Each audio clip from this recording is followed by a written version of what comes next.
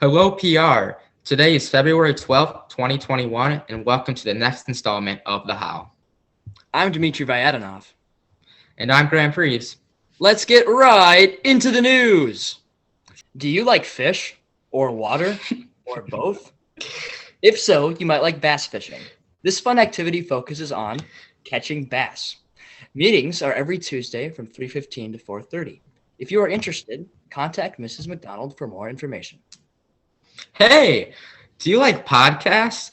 Do you like listening to genuine conversations with real people? If so, you might want to check out Etc., a new PR podcast. ETC is hosted by Jonah Jungu and yours truly, Grant Preves. On our show, we will talk about high school life, current events, sports, music, etc. See what I did there? The podcast can be enjoyed on a multitude of platforms, including Spotify, Apple Podcasts, Google Podcasts, Breaker, and our own YouTube channel. On the state news. Yesterday, on Thursday, February 11th, Illinois reported the first case of the South African COVID variant known as the B1351 strain. This particular variant, along with others, differ from the typical virus in that they spread faster and more easily, possibly leading to more infections. On the bright side, Thursday also marked the point at which the state of Illinois passed 1.5 million vaccinations.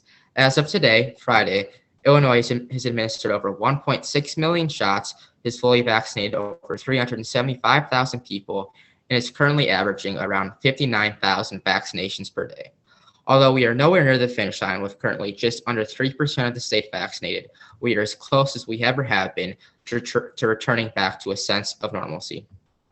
On day 3 of the historic Senate impeachment trial of former President Donald Trump, Democrats sought to argue that the former president incited, through months and years of mobilization of extremist groups, the January 6th riot on the Capitol building, which was the first time the Capitol had been stormed since the War of 1812.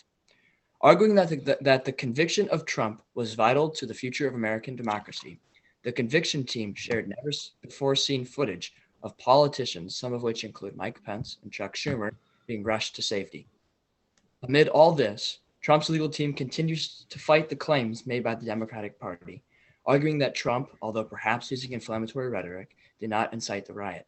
They blame the opposing side for cherry-picking Trump's words and point out that Trump did order that he wanted his supporters to peacefully and patriotically make your voices heard. Although some Republicans have accepted the prosecution's evidence as compelling, it is unlikely that, with the 50-50 split in the Senate, Trump will be convicted. Now on to some sports. Last Sunday, February 6th, over 96 million viewers tuned in to enjoy Super Bowl 55, making it the least watched Super Bowl since 2007, according to Nielsen data.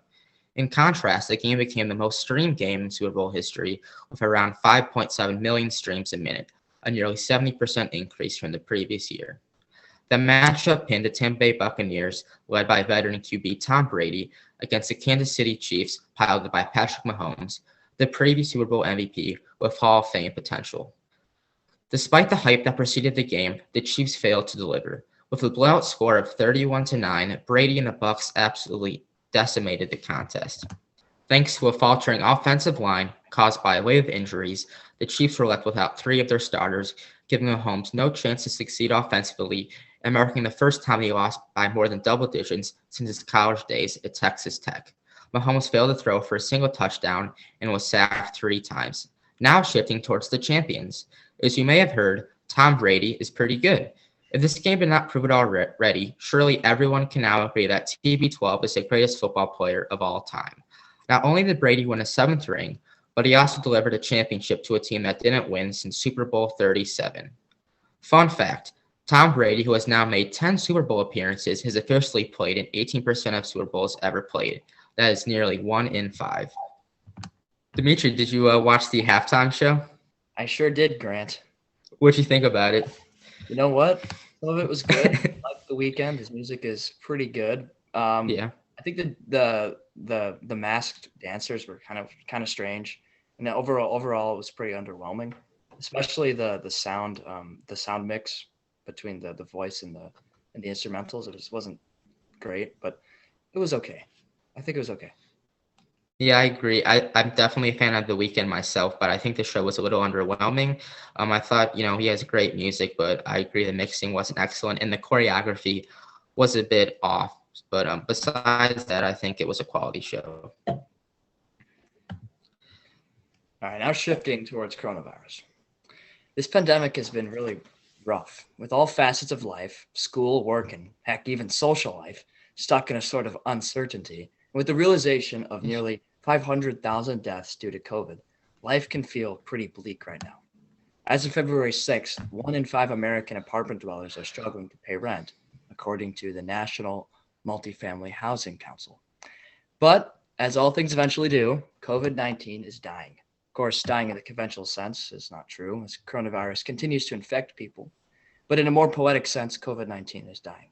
The vaccination process, however slowed by administrative mishaps, is well on its way, with the Wall Street Journal reporting that 10.8% of Americans have received at least one dose of the vaccine.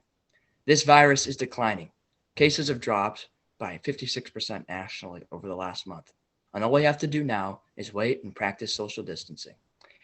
Here's to opening up safely when the time comes. Yeah, I absolutely agree. I'm looking forward to when things can get back to normal. I know basketball players are excited. I think they had their first game last week. So student athletes are definitely pumped to get back to practicing and playing games with their teams. So yeah. Well said, Grant. We at News Team hope you're staying happy and healthy. And as always, thanks for watching.